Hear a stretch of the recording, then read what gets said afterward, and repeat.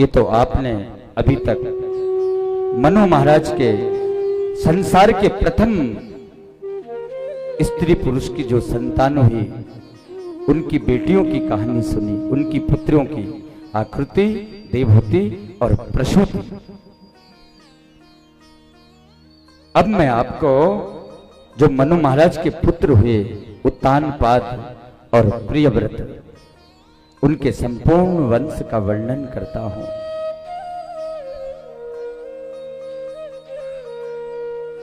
सुखदेव जी महाराज जी परीक्षित को लक्ष्य करते हुए, मानो आप हम सबका कल्याण करा रहे हो, ऐसे श्रीमद् भागवत की कथा का, उस पुण्य रस का, उस अमृत गंगा का और मनु महाराज के वंश का वर्णन कर रहे हैं। बोलते उत्तानपाद जी जो थे ये परम भक्त थे। मनु महाराज के जो ये पुत्र हैं उत्तानपाद, इनकी 2 पत्नियां थी। एक का नाम था सुनीति। सुनीति माने जिसकी अच्छी नीति होती है, सुनीति। और दूसरी पुत्री का नाम था सुरुचि।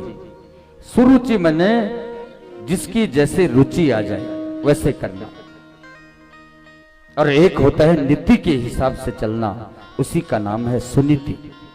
और एक है सुरुचि कि जैसी रुचि आए वैसे रुचि से चलना। जो सुनीति थी, इनके पुत्र का नाम था ध्रुव और सुरुचि का पुत्र हुआ उत्तम।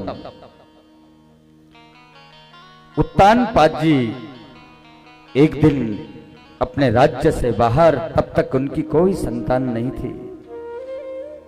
और एक दिन उत्तानपाद महाराज ने देखा मेरी कोई संतान नहीं है, और एक सुंदर राजकुमारी सुरुचि को देखा और बोलते हैं देवी तुम मेरे से विवाह करोगे? और सुरुचि ने उत्तानपाद जी से विवाह कर लिया। और उत्तानपाद जी सुरुचि को लेकर के अपने महल में आए। सुरुचि बोलती ये आपके घर में ये रानी कौन है? उत्तानपाद जी बोलते ये मेरी पहली पत्नी है सुनीति। सुरुचि बोलती अगर ये सुनीति घर में रहेगी तो मैं नहीं रह सकती। अब आप बताओ राजन, तुम मुझे रखना चाहते हो या इनको रखना चाहते हो? राजा को मालूम नहीं था कि मेरी पत्नी तो गर्भवती है, और राजा उस गर्भवती पत्नी का त्याग कर देते हैं और वहीं पर अपने महल के पास में कहीं एक दूसरा महल बना देते हैं और सुनीति को वहां बोलते हैं इस महल में रह लो। सुनीति जानती है अच्छी नीति है, जानती है मेरे पति हैं परमेश्वर हैं।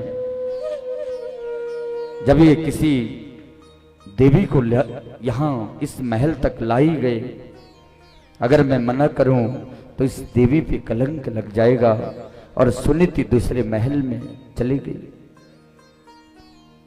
समय आने पर सुनीति ने एक पुत्र को जन्म दिया। वो पुत्र का नाम हुआ ध्रुव महाराज।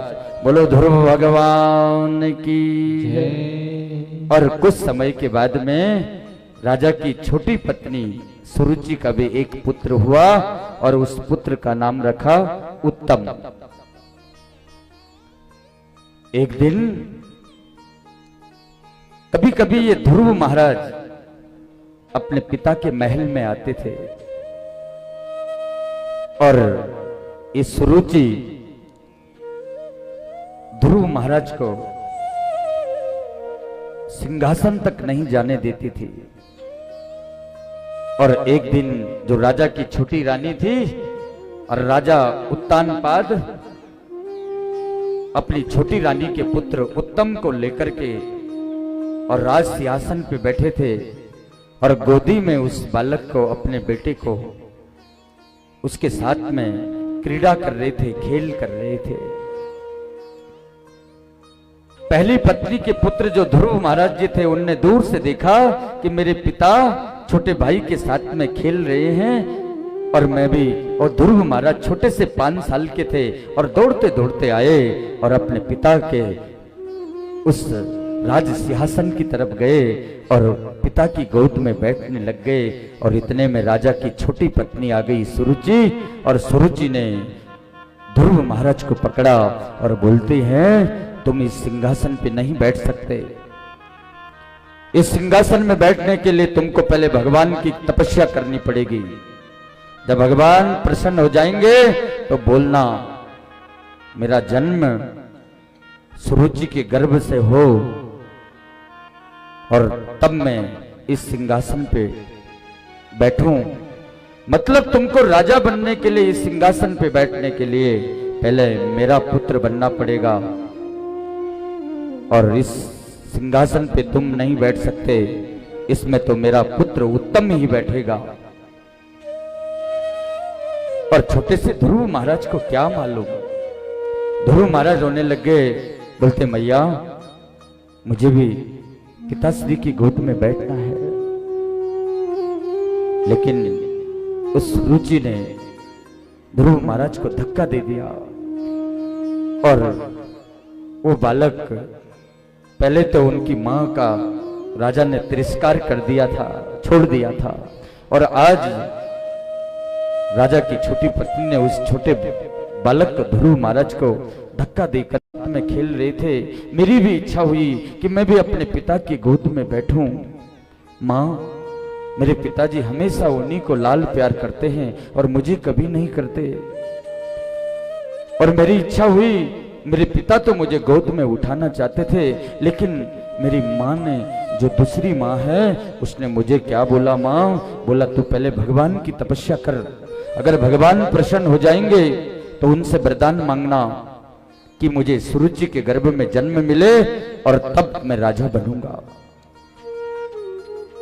सुनीति बोलती है बेटा रोते नहीं।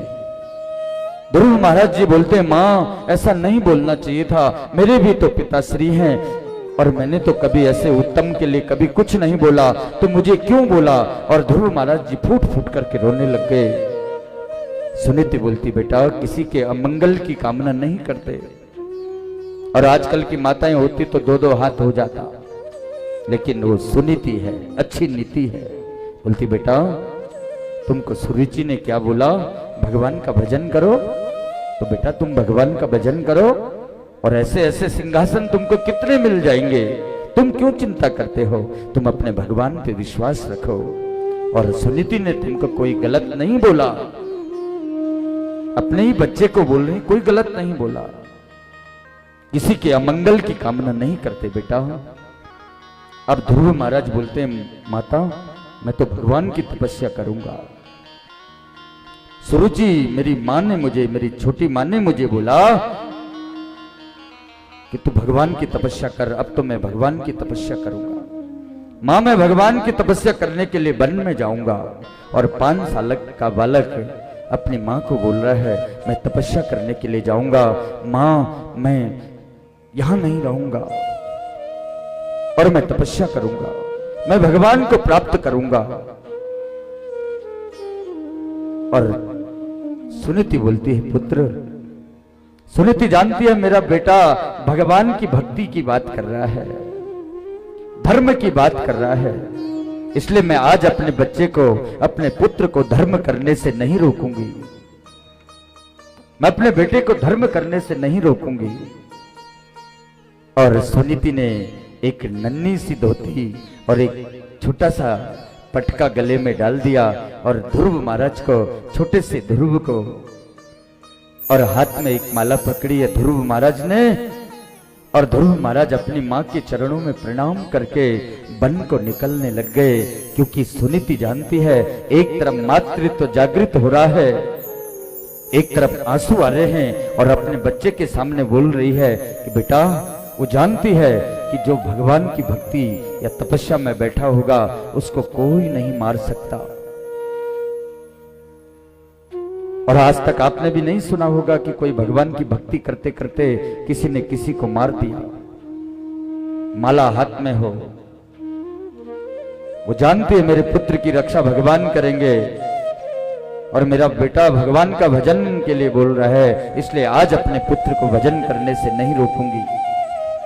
और नन्हा सा ध्रुव 5 साल की उम्र में और छोटी सी धोती पहनी है और वन की तरफ जाने लग गए।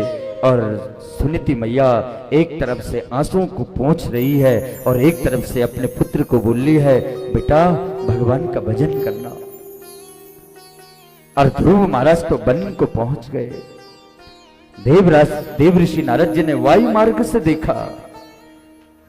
नारद जी ने देखा एक छोटा सा भगत, छोटा सा बालक और हाथ में ये माला लिए हुए जा रहा है। देव ऋषि नारद ने कहा, ये असली भगत है कि या नकली भक्त है, थोड़ा मैं इस भक्त की परीक्षा लेके आता हूं। और देव ऋषि नारद जी इस ध्रुव महाराज के पास में पहुंच गए। बोलते, आपका नाम क्या है? ध्रुव महाराज जी ने बोला, मेरा नाम ध्रुव है। नारद जी बोलते, बेटा कहां जा रहे हो? बोलते, मैं वन में जा रहा हूं, भगवान को प्राप्त करने के लिए जा रहा हूं और भगवान की तपस्या के लिए जा रहा हूं। नारद जी मुस्कुराने लग गए। बेटा तुमको किसने बोला वन में भगवान रहते हैं? वन में तो हिंसक पशु रहते हैं, शेर रहते हैं, भालू रहते हैं। कौन तुमको, किसने बताया ये वन में भगवान रहते हैं?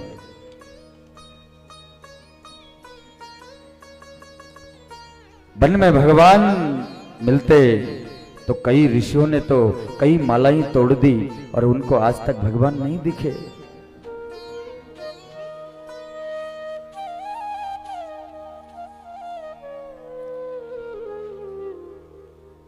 थोड़ा ये बाहर की शांति को बनाए रखें। दृष्टि जी, किसी आदमी को जो बाहर ये शांति रहे तो क्योंकि कथा में विघ्न पहुंचे और फिर मैं कथा भूल जाता हूं, फिर तो भजन नहीं चलेंगे उसके बाद।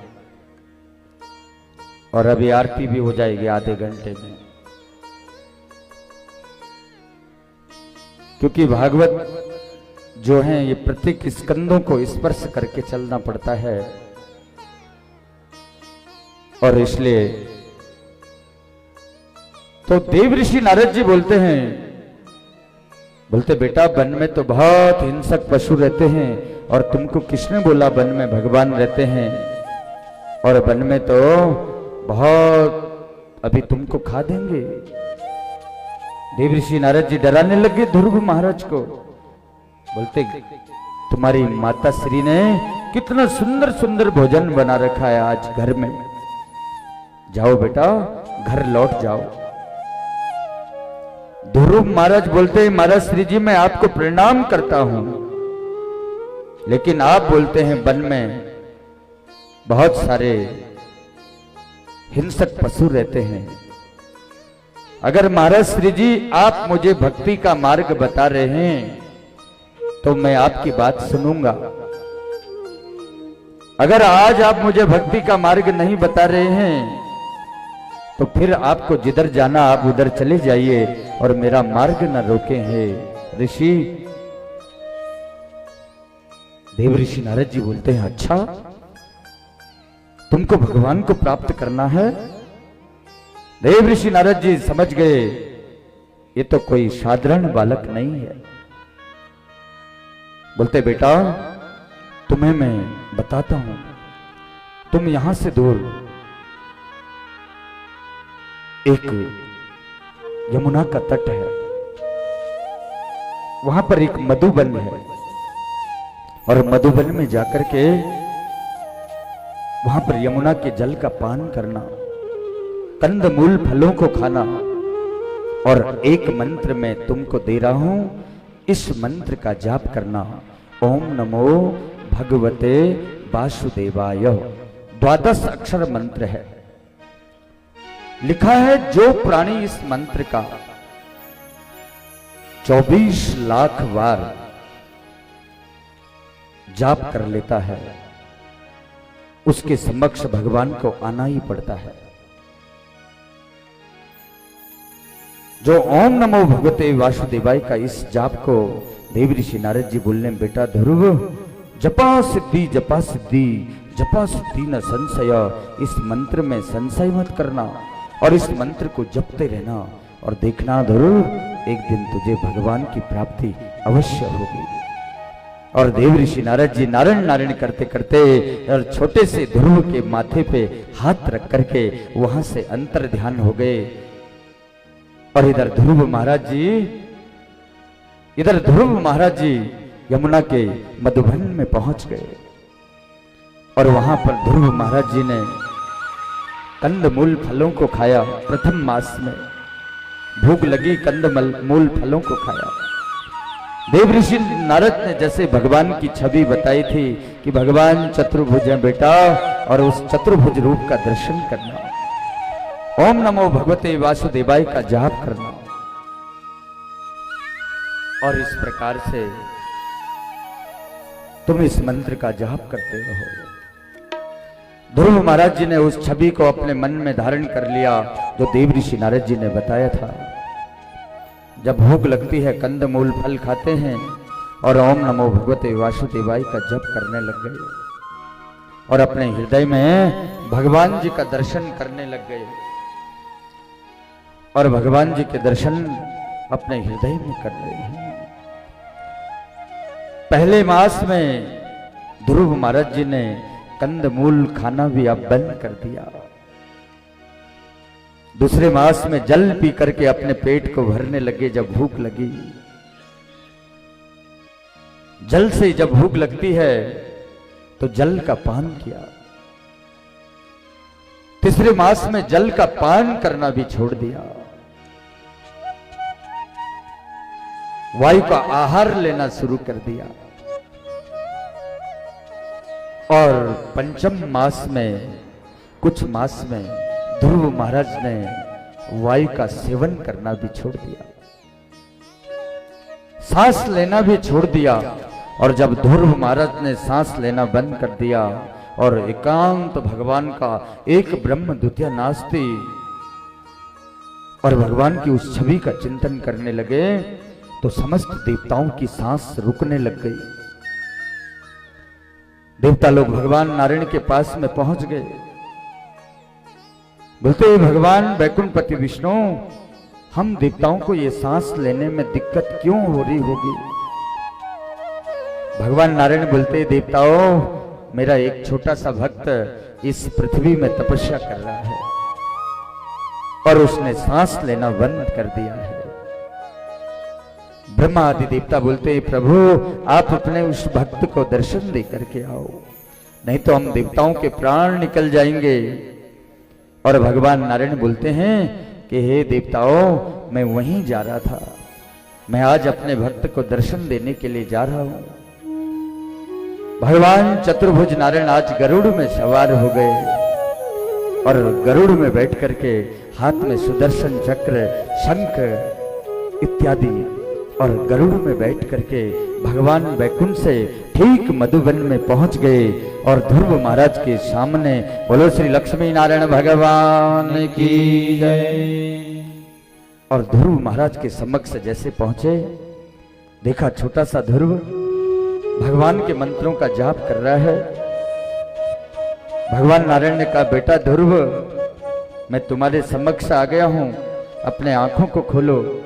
लेकिन ध्रुव महाराज तो अपने हृदय में जो देव ऋषि नारद ने भगवान की वो छवि बताई थी और उसी छवि का ध्यान कर रहे हैं। और जब नारायण ने उठाया तो वो उठे ही नहीं। इतनी घोर तपस्या। भगवान समझ गए मेरा भक्त हृदय में मेरा दर्शन कर रहे हैं और जब तक मैं उनके हृदय से, अपने ध्रुव के हृदय से उस छवि को लुप्त नहीं करूंगा, तब तक ये आंखें नहीं खोलेगा। आज ध्रुव महाराज उस छवि का दर्शन कर ही रहे थे और भगवान नारायण ने उस छवि को ध्रुव महाराज के हृदय से अंतर ध्यान कर दिया। और ध्रुव महाराज ने जब देखा कि मेरे हृदय में मैं जिनका ध्यान कर रहा था वो कहां गए, और ऐसे ही आंख खोला तो अपने सामने भगवान नारायण को देखा। बोलो श्री लक्ष्मी नारायण भगवान की जय। जब अपने समक्ष भगवान नारायण को देखा ध्रुव महाराज कुछ बोलना चाह रहे थे लेकिन बोल नहीं पा रहे थे।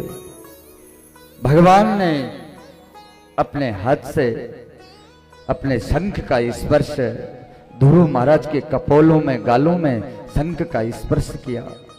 ध्रुव महाराज भगवान नारायण को प्रणाम करने लगे।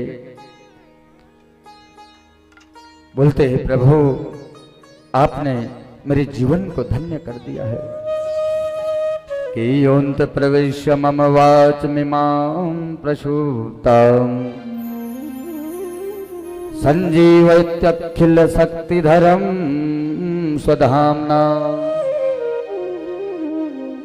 अन्यास्य हस्तचरणं श्रवणं त्वगादीन् प्राणानमो भगवते पुरुषाय तोभ्यं। प्रणाम करने लगे। बोलते, हे प्रभु, ध्रुव महाराज जी बोल रहे हैं, आपने मेरे अंतकरण में प्रवेश करके आज मेरी सोई हुई वाणी को सजीव कर दिया है। इसके अलावा हे प्रभु, मेरे हाथ, मेरे पैर, मेरे श्रवण करने की और मेरी समस्त इंद्रियां आज आपके दर्शन पाकर के हे प्रभु सौभाग्यमान हो गई है। भगवान नारायण बोलते, मेरा ध्रुव, तुमने मुझे प्राप्त किया है और मैं तुम्हारी तपस्या को देख करके इतना प्रसन्न हो गया हूं कि मैं तुम्हें सप्त ऋषियों से ऊपर जो मेरा एक लोक है, आज मैं तुझे एक लोक ही दे देता हूं। और भगवान नारायण ने इस ध्रुव महाराज को ध्रुव लोक दे दिया। बोलते, तुम इस संसार में 36,000 वर्ष तक राज्य करो, क्योंकि तुम राजा बनना चाहते थे ना। और ध्रुव महाराज जी मुस्कुराने लग गए। बोलते, तुम 36,000 वर्ष तक इस पृथ्वी में राज्य करना,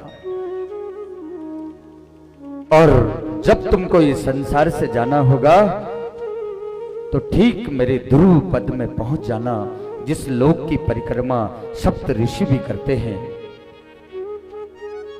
और आज भी सज्जनों, हम बोलते ना, एक तारा दिखाई दे रहा है, ध्रुव तारा, ये वही ध्रुव लोक है जो भगवान ने अपने भक्त ध्रुव को दिया। और भगवान नारायण अंतर ध्यान हो गए। ध्रुव महाराज जी भगवान के दर्शनों को पाकर के प्रफुल्लित हो गए, प्रसन्न हो गए। अब तो ध्रुव महाराज जी भगवान का आशीर्वाद मिल जाने के बाद पुष्ट हो गए और युवा अवस्था में आ गए और सुंदर राजकुमार बन गए। और ध्रुव महाराज वन से जैसे ही अपने नगर के लिए लौटने लगे और अपने नगर की तरफ लौट रहे थे, तो नगर वासियों को जब मालूम पड़ा कि ध्रुव महाराज ने भगवान के दर्शन पाए हैं, तो ध्रुव महाराज के दर्शन करने के लिए समस्त नगरवासी, उनके पिता उत्तानपाद, मां सुनीति, सुरुचि, सब ध्रुव महाराज के स्वागत के लिए पहुंच गए। जब ध्रुव महाराज अपने नगर में पहुंचे, ध्रुव महाराज का बहुत बड़ा स्वागत हुआ। उनके पिता उत्तानपाद ने कहा, बेटा, मेरी अवस्था वृद्ध अवस्था हो गई है और मैं अब राज्य नहीं कर सकता। मैं तो वानप्रस्थ आश्रम में जा रहा हूं। और ध्रुव महाराज को राजा बना दिया। और जैसे ही ध्रुव महाराज जी राजा बने, तो ध्रुव महाराज जी का विवाह प्रजापति शिशुमार की पुत्री भ्रमी से हुआ। उनसे उनके 2 पुत्र हुए, कल्प और वत्सल। और दूसरी पत्नी उनकी वायु पुत्री इला थी। और उनसे उनके जो पुत्र हुए, उनका नाम था उत्कल, और उनकी एक कन्या भी हुई। ध्रुव महाराज तो अब परिवार वाले हो गए। उत्तम का अभी विवाह भी, छोटी सुरुचि के पुत्र उत्तम का विवाह भी नहीं हुआ था। और यह उत्तम तो एक दिन यक्षों की नगरी ठीक अलकापुरी में पहुंच गए। और वहां जाकर के और यक्षों के साथ में युद्ध करने लगा और यक्षों ने इस उत्तम को मार दिया। अपने पुत्र के वियोग में सुरुचि ने भी अपने प्राणांत कर दिए। और इधर ध्रुव महाराज को कि बंधु निधन सुन उपजा क्रोधा, और अपने भाई का निधन सुन करके कि मेरा भाई उत्तम को यक्षों ने मार दिया, और अपने भाई का बदला लेने के लिए ध्रुव महाराज युद्ध करने के लिए यक्षों के साथ में ये अलकापुरी में पहुंच गए, कुबेर राज की राजधानी में। जब निरपराध यक्षों को मारने लग गए ध्रुव महाराज, तो ध्रुव महाराज के दादा मनु महाराज आ गए। बोलते हैं बेटा ध्रुव, तुम तो भगवान के भक्त हो, तुमको ये मारना लड़ना ये अच्छा, भगवान के भक्तों को ये शोभा नहीं देता, और तुम ये लड़ना मारना क्यों कर रहे हो बेटा? मृत्यु तो अपने कर्म से आती है, कौन किसको मारता है? जिसने जैसे इस पृथ्वी में लेख लिख के आया होगा, भगवान के हाथ पे 6 वस्तु है बेटा, बाकी संसार में सब कुछ जीव मात्र के हाथ में है। हानि, लाभ, जीवन, मरण, जस और अपजस। ये यक्ष तो सिर्फ कारण बने हैं मृत्यु के, और बिना कारण की किसी की मृत्यु नहीं होती। भगवान अपने ऊपर कोई कारण नहीं रखता। कोई बोलेंगे इसको बुखार आया था, कोई बोलेंगे इसकी हृदय की गति रुक गई, कोई गिर गया, कुछ कारण बना, वो तो मृत्यु एक सिर्फ कारण बनती है। लेकिन बेटा ये मृत्यु तो परमात्मा के हाथ पे है, इसलिए इसका दोषी तुम इन यक्षों को मत मानो, और मत मारो इन यक्षों को। और तुमने कुबेर का अपराध किया है। यक्षों के राजा जो थे कुबेर भंडारी थे, और तुम कुबेर से क्षमा मांगो हे ध्रुव।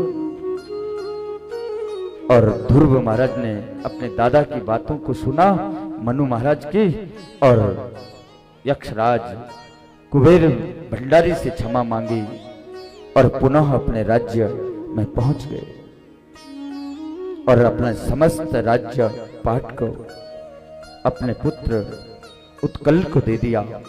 और ध्रुव महाराज जी तो वहां से अपने राज्य को छोड़ करके और बद्रिकाश्रम में पहुंच गए। बद्रिकाश्रम की धरती में आकर के ध्रुव महाराज ने कई वर्षों तक तपस्या की, और एक दिन भगवान ठीक ध्रुव लोक के पार्षद एक स्वर्ण के समान विशाल विमान लेकर के आए। बोलते हे ध्रुव महाराज, अगर अपने लोक को जाना चाहते हो तो बैठो इस विमान में। ध्रुव महाराज जैसे अपने ध्रुव लोक को जाने लगे, उस विमान में बैठने लगे, उसी समय मृत्यु वहां पर आ गई। मृत्यु बोलने लगे, इस पृथ्वी से बिना मेरे वर्ण किए हुए किसी को नहीं जाना पड़ता। इस संसार से चाहे राजा हो, रंक हो, चींटी हो, चाहे हाथी हो, चाहे तुम जैसा खाओ, एक ना एक दिन इस शरीर को छोड़ना ही पड़ता है। एक दिन मृत्यु आती है। इसलिए बेटा तुमको पहले मृत्यु का वर्ण करना पड़ेगा। मृत्यु आए, बोलते इस विमान में बैठने से पहले तुम ऐसे करो, मेरे माथे पे अपना पांव रखो, मुझे सीढ़ी बना लो जाने के लिए, पर तुमको मेरा वर्ण करना ही पड़ेगा। तुम भले भगवान के भक्त हो, ठीक है, तुम तड़प के मत मरना, तुम्हारी ऐसी मृत्यु नहीं आ रही। तुम तो बोलते बोलते जा रहे हो अपने ध्रुव लोक को। और ध्रुव महाराज ने मृत्यु के माथे पे पांव रखा और बैठ गए अपने विमान में। और जैसे ही वो विमान ध्रुव लोक की तरफ जाने लगा, ध्रुव महाराज को अपनी माता की याद आ गई। बोलते मैं अपनी मां सुनीति को छोड़ के जा रहा हूं, जिस मां के प्रताप से मैंने ये ध्रुव लोक पाया है। उस विमान के पार्षदों को बोलते रोको रोको इस विमान को, मेरी मां तो रह गई, उस विमान के पार्षद बोलने लगे, हे ध्रुव, तुम जैसे भक्तों की मां तुमसे पीछे नहीं रह सकती। आगे जो ये विमान जा रहा है ना, इसमें तुम्हारी माता श्री सुनीति बैठी हुई है, और ये विमान तुम जैसे भक्तों की मां, तुमने तो अपने 7 पीढ़ी को तार दिया है। और उसी समय ध्रुव महाराज जी अपने परम पद ध्रुव लोक को चले गए। बोलो श्री कृष्ण भगवान की जय, बोलो लक्ष्मी नारायण भगवान की जय। सुखदेव जी महाराज जी बोल रहे हैं, हे परीक्षित जी, बहुत बड़ा भागवत में संवाद दिया गया है। जो ये संवाद यहां तो सुखदेव जी महाराज जी परीक्षित को सुना रहे हैं, और यही संवाद को, ये वही संवाद है जो संवाद जो विदुर जी महाराज थे, अंबिका और अंबालिका की दासी के पुत्र जो विदुर थे।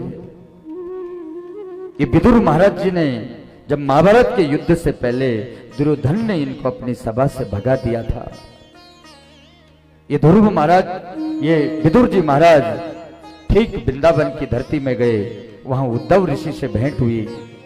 उद्धव ऋषि ने कहा, हे विदुर, जब भगवान स्वधाम जा रहे थे तो भगवान ने कहा कि अंत समय भगवान के स्वधाम जाते समय कि मेरा विदुर आएगा, हे मैत्री, तुम उनको मेरी लीलाओं का वर्णन कराना।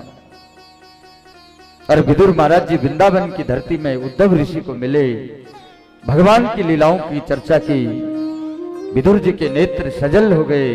उद्धव ऋषि बोलते, विदुर, अंत समय में तुमको भगवान ने याद किया था, और मैत्री मुनि हरिद्वार में हैं, और हरिद्वार में तुम मैत्री मुनि के पास में जाओ। विदुर जी मैत्री मुनि के पास में हरिद्वार में आए। विदुर और मैत्री के बीच में जो संवाद हुआ, इसको सुखदेव जी महाराज जी परीक्षित को सुना रहे हैं। ये वही संवाद है, ये वही कथा है जो मैत्री मुनि ने विदुर को सुनाई थी। और उस कथा को आज सुखताल की धरती पर राजा परीक्षित के लिए सुखदेव जी महाराज जी सुना रहे हैं। ये वही कथा है।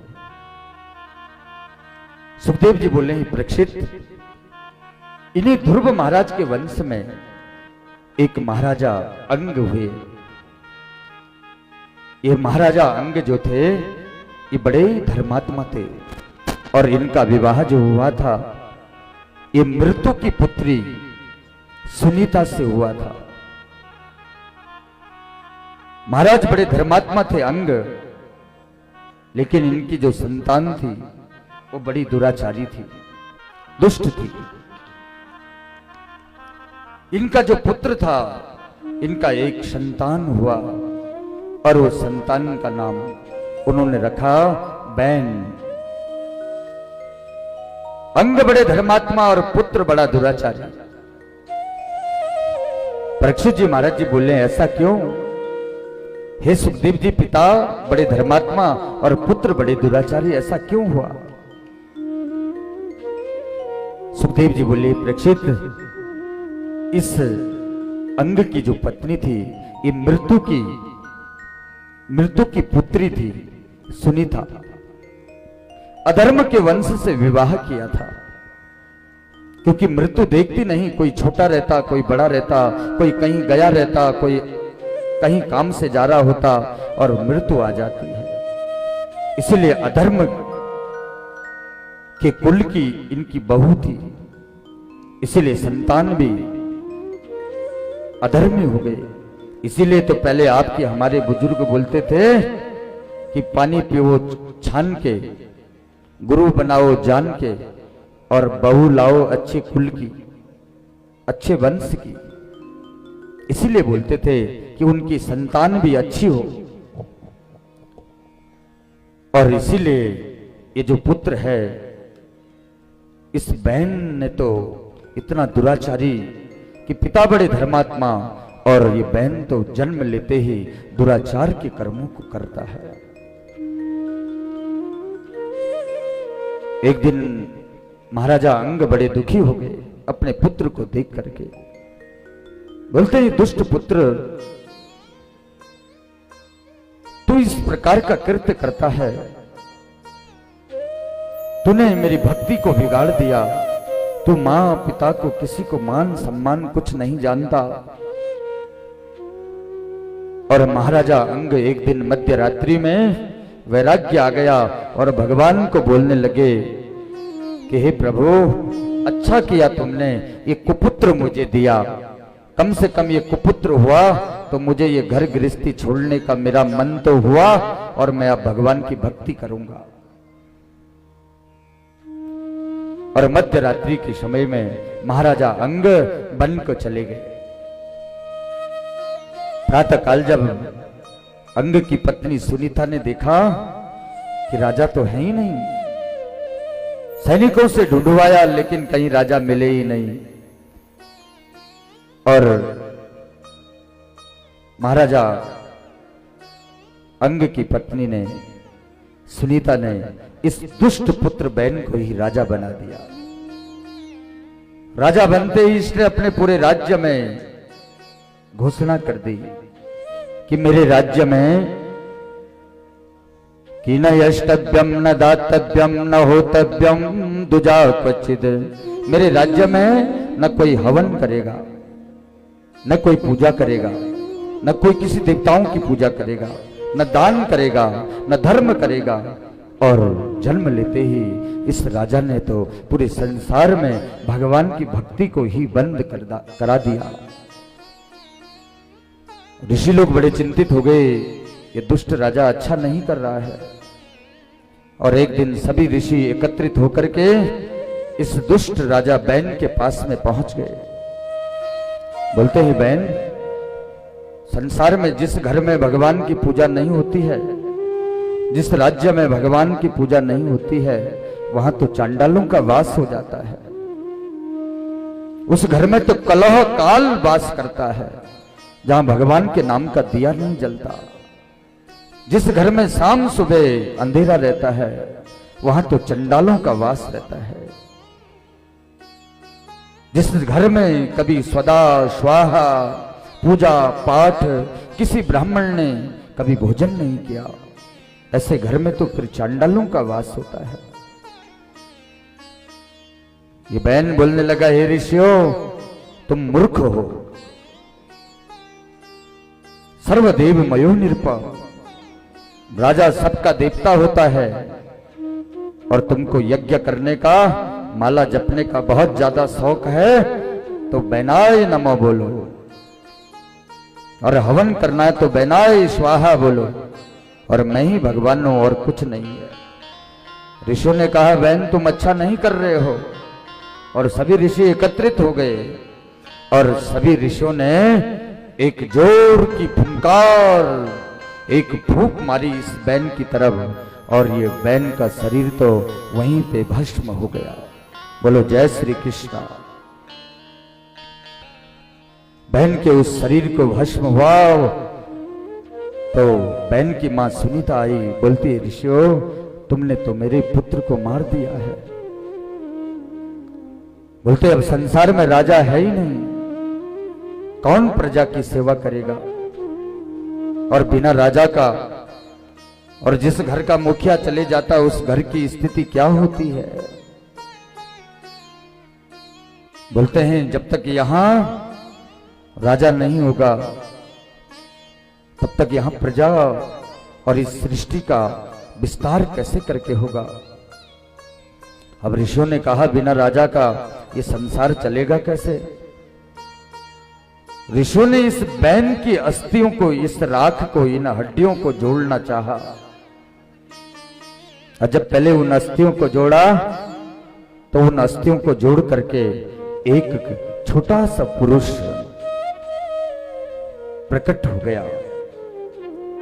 उस छोटा पुरुष, बौना पुरुष ने कहा, मैं क्या करूं, किम करोमि।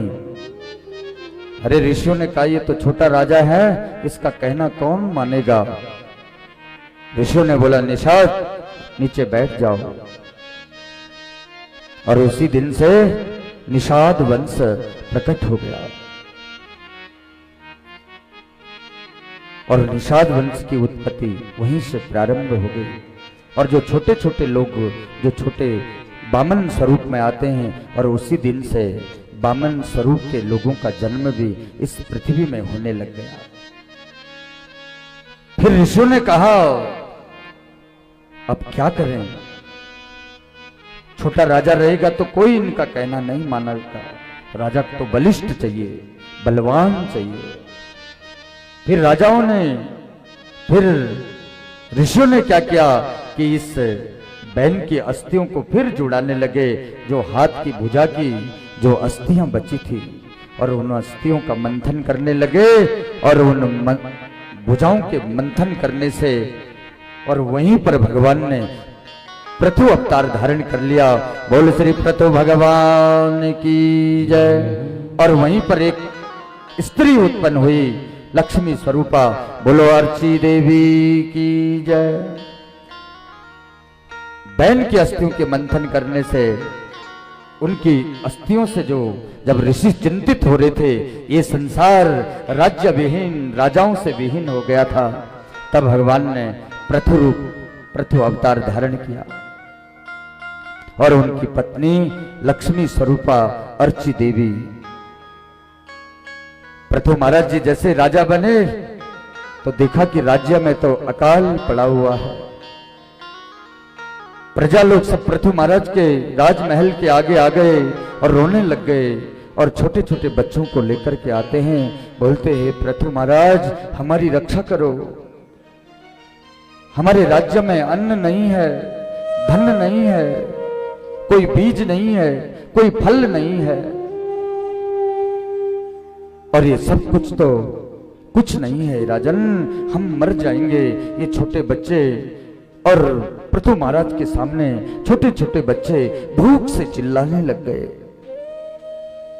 पृथु महाराज ने ध्यान लगा करके देखा कि ब्रह्मा जी ने जब सृष्टि की रचना करी थी, उस समय पर सृष्टि में बीज, अन्न, फल ये सब कुछ था, लेकिन संसार से ये बीज, अन्न, धन, धान्य, ये फल, ये सब कुछ कहां चले गया। जब पृथु महाराज ने ध्यान लगा करके देखा, बोलते हैं इस पृथ्वी के जितने भी अन्न, धन्य, धान्य हैं, ये सब कुछ को पृथ्वी ने अपने गर्भ में छुपा दिया है, और पृथ्वी माता गाय बनी हुई है और इस संसार में विचरण कर रही है, और संसार से ये अन्न, बीज, फल, ये समस्त पृथ्वी माँ ने अपने गर्भ में छुपा दिया है।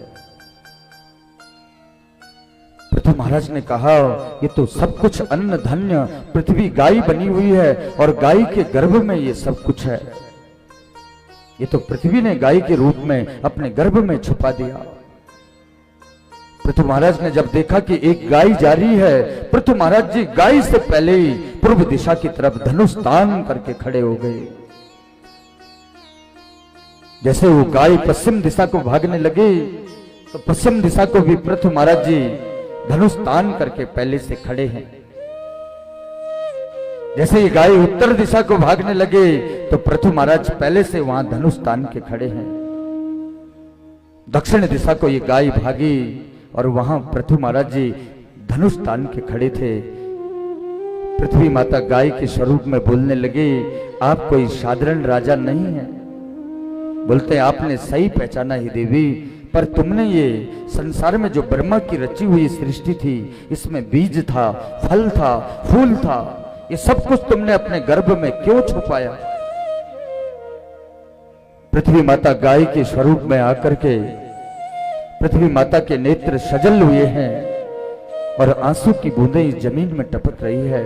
बोलते हैं पृथु महाराज, मेरे इस पृथ्वी में संसारिक लोग प्रातः काल से रात्रि 24 घंटे इस संसार में मेरे ऊपर मुझे दूषित कर रहे हैं। मेरे में उपजे हुए अन्न को खा करके, और ये मुझे ही दूषित कर रहे हैं। मेरे ही वजह से जो ये अन्न उपज रहा है, और इस अन्न को खा करके कभी उस परमात्मा को याद नहीं कर रहे हैं। दुष्ट भी इस अन्न को खा रहा है और पुष्ट हो रहा है और अपने माता पिता, अपने भाई बंधुओं को तकलीफ दे रहा है। और इस अन्न को खा करके और निरपराध पशुओं को मार रहा है अपने स्वार्थ के लिए। इसीलिए इस अन्न को दुराचारी भी खा रहे थे, इसीलिए मैंने सारे अन्न और फल फूल को सब अपने गर्भ में छुपा दिया है। पृथु महाराज बोलते हैं, देवी इस संसार में सब एक समान के लोग नहीं हैं। ऋषि मुनि, तपस्वी, ब्राह्मण, भगवान के भक्त, ये भी आपके अन्न को खाते हैं, आप में उपजा हुआ अन्न को खाते हैं। इसलिए देवी ये देखो, इस संसार के छोटे छोटे बच्चे ये निरपराध हैं, इन्होंने कौन सा पाप किया इन छोटे बच्चों ने, इसलिए तुमको ये अन्न इस पृथ्वी में देना ही पड़ेगा। बोलते मैं तो इस गाय के स्वरूप में आ गई पृथ्वी माता। बोलते तुम मनु महाराज को बछड़ा बनाओ और अपने हाथ से मेरा दोहन करो। मनु महाराज बछड़ा बने और पृथु महाराज ने गाय का दोहन किया। और उस दिन से सज्जनों, इस पृथ्वी में हम इस मिट्टी में बीज बो रहे हैं और फसल उग जा रही है, जिसको हम बोलते क्या है, वो मिट्टी है। और वही मिट्टी में हम एक सूखा दाना डालते हैं और हरी बाली उग करके आती है। और इसी मिट्टी में आप हम लोगों का जन्म भी हुआ है। और यही मिट्टी हमको सिखा रही है, तुम जिस चीज का बीज बो रहे हैं ना, वही उग रहा है। अगर तुम इस संसार में धर्म का बीज बोओगे तो तुमको भी धर्म मिलने वाला है, अधर्म का बीज बोओगे तो अधर्म मिलने वाला है। और यही पृथ्वी हमको सिखा रही है। और पृथ्वी का दोहन करने के बाद पुनः पृथु महाराज के राज्य में अन्न धन फल फूल अनाज सुखी संपन्न हो गई पूरी प्रजा। इस पृथ्वी को, पहले ये पृथ्वी उबड़ खाबड़ थी, मनुष्य को रहने के लायक भी जो बनाया है ये पृथु महाराज ने ही बनाया है। पृथु महाराज की इच्छा हुई कि मैं यज्ञ करूं। पृथु महाराज ने 100 यज्ञ करना चाहा, अश्वमेध यज्ञ, और 99 यज्ञ किया। और 100वां यज्ञ जब भी करते हैं और ये इंद्र आता है और पृथु महाराज का घोड़ा चुरा के ले जाता है और पृथु महाराज को फिर से अश्वमेध यज्ञ शुरू करना पड़ता। जब पृथु महाराज दुखी हो गए, ये इंद्र मुझे यज्ञ करने नहीं दे रहा है, मेरा यज्ञ पूरा होने नहीं दे रहा है, हे ऋषियों ये यज्ञ का घोड़ा इंद्र ही ले जा रहा है ना? ऋषियों ने कहा हाँ इंद्र ले जा रहा है। बोलते उस इंद्र का स्वाहा कर दो। और जैसे इंद्र का स्वाहा बोलने लगे, ब्रह्मा जी आ गए। पृथु महाराज ऐसा नहीं करते, तुम जानते हो 100 अश्वमेध यज्ञ करने का फल क्या होता है? पृथु महाराज बोलते हैं क्या होता है? ब्रह्मा जी बोलते हैं 100 अश्वमेध यज्ञ का फल होता है इंद्र का सिंहासन, स्वर्ग का मालिक बनना। इसलिए इंद्र घबराता है कि कहीं पृथु ने 100 यज्ञ कर दिया तो मुझे ये स्वर्ग का सिंहासन छोड़ना पड़ेगा। तो तुमको तो स्वर्ग की इच्छा नहीं है और इस स्वर्ग के राज्य की इच्छा नहीं है। तुम तो भगवान के अवतार हो, तुम तो परम प्रतापी हो, तुम्हारे अंदर तो ये लोभ है ही नहीं, तो रहने दो इस यज्ञ को। और पृथु महाराज ने ये यज्ञ यहीं पर रहने दिया। ब्रह्मा जी ने देखा ये पृथु महाराज तो बड़े संतोषी हैं। बोलते तुम मेरे से कुछ वरदान मांगो। बोलते प्रभु मेरे को तो कुछ न कामाई नाथ तदप्य हम क्वचिन, मुझे किसी चीज की कामना नहीं है। मुझे अगर आप देना ही चाह रहे हैं तो मेरे इन कानों में 10,000 कानों की शक्ति दे दो कि मैं बार बार भगवान का भजन सुनता रहूं और संसार की कोई बातें मुझे सुनाई न दे। ये संसारिक इधर की बात उधर की बात मुझे कुछ न सुनाई दे, सिर्फ इन कानों से मुझे भगवान का भजन ही सुनाई दे। और ब्रह्मा जी ने 10,000 कानों की शक्ति पृथु महाराज को दे दी। पृथु महाराज ने अपने राज्य को, पृथु महाराज के पुत्र अपने पिता का घोड़े को छुड़ा करके लाए इंद्र के से, और इंद्र भाग गया पृथु महाराज के पुत्र को देख करके। और यज्ञ का घोड़ा लाने के कारण पृथु महाराज के पुत्र का नाम था विजेताश्व, जो घोड़ा जीत करके लाए थे। और पृथु महाराज ने अपनी प्रजा को उपदेश किया।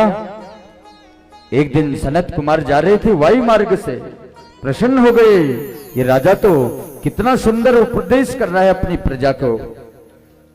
बोलते हैं अपनी प्रजा को पृथु महाराज बोल रहे हैं, हे प्रजाजन, हम भगवान का अन्न खा रहे हैं, उस सूर्य का प्रकाश ले रहे हैं, वायु भगवान की ले रहे हैं, तो हम भगवान का भजन क्यों नहीं कर रहे हैं? इसलिए हमको भगवान को कभी नहीं भूलना चाहिए, क्योंकि जिनके लिए हम आज सब कुछ कर रहे हैं, ये अंत समय में हमारा साथ छोड़ देंगे।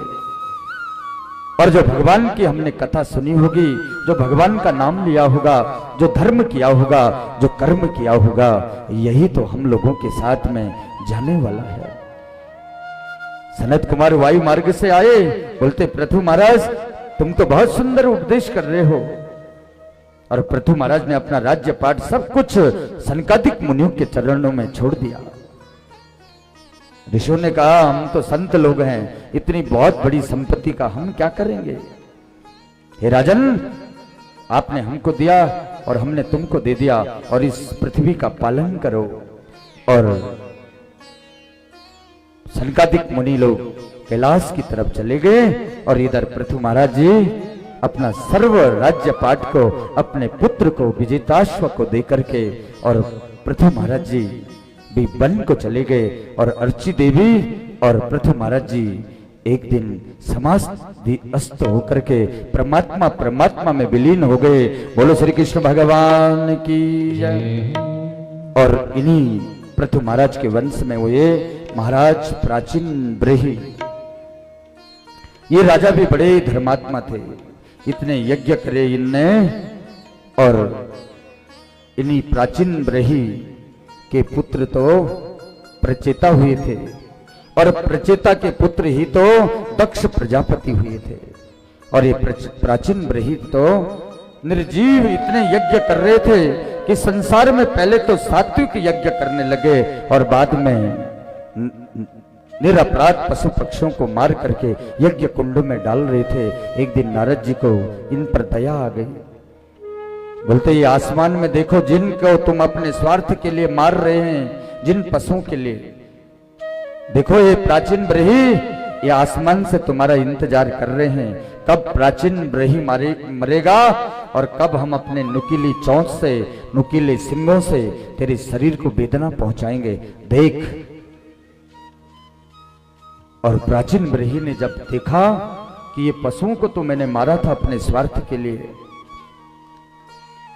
और आज जब उस दृश्य को देखा, देवऋषि नारद जी ने भागवत में बहुत बड़ा वर्णन आता है, पुरंजनोपाख्यान के माध्यम से समझाया कि संसार में जो मनुष्य करता है उसका उस पाप उसको भोगना ही पड़ता है। इसलिए मनुष्य को यही उस पाप का प्रायश्चित कर देना चाहिए। जैसे वो रोज अपने सत्कर्म को याद करता है कि मैंने इतने ब्राह्मणों को दक्षिणा दी थी, या इतना दान किया, इतना धर्म किया, अपना धर्म किया, अच्छा ये दिया, ये सब कुछ किया, तो याद रखता है, लेकिन अपने पापों को भूल जाता है और उन पापों का प्रायश्चित नहीं करता। इसलिए उन पापों को उस लास्ट में पुण्य के कर्मों को तो यही बखान कर देता है कि एक दिन मैंने इसको इतना दक्षिणा दिया, दान दिया, एक दिन मैंने ऐसा काम किया, और ये सब कुछ पुण्य तो बखान कर देते और पाप को छुपा करके रखते हैं। और लास्ट में पुण्य तो जिसको हम खर्च कर देते वो तो खत्म हो जाता है, और पाप को छुपा करके रखते हैं, और एक दिन इसी पाप की गडरी को लेकर के हमको उस यम के पास में जाना पड़ता है। इसीलिए पुरंजनोपाख्यान के माध्यम से संपूर्ण उपदेश प्राचीन ब्रीही को दिया और प्राचीन ब्रीही ने अपना राज्य पाठ सब कुछ छोड़ करके देव ऋषि नारद के चरणों में आ गए और भगवान में लीन हो गए। बोलो श्री कृष्ण भगवान की जय।